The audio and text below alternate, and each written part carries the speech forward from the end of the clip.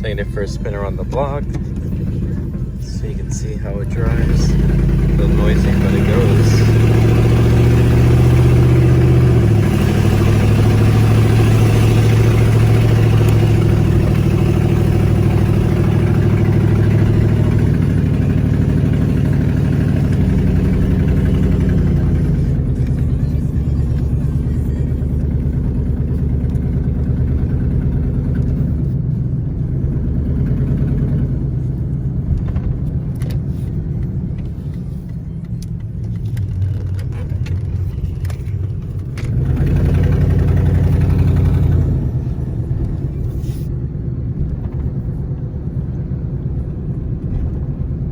It could be street worthy with a little bit of work, but it is perfect for the driveway, long driveway owner or whatnot.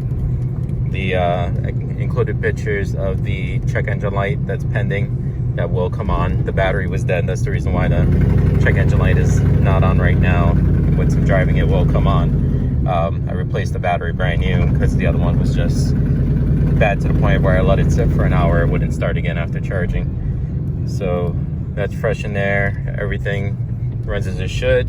The stopping, I had some brake issues with it. I did a lot of the work. The last part that I didn't do, that I felt it didn't need it, especially if it's just going to be used just to plow a driveway, is the ABS module, which I have.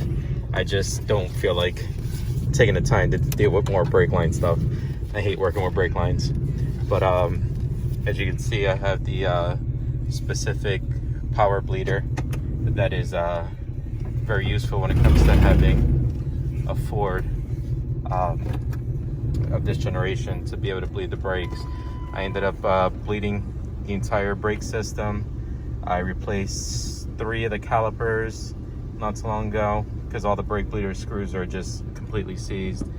The other one was still good. And replaced the rear pads.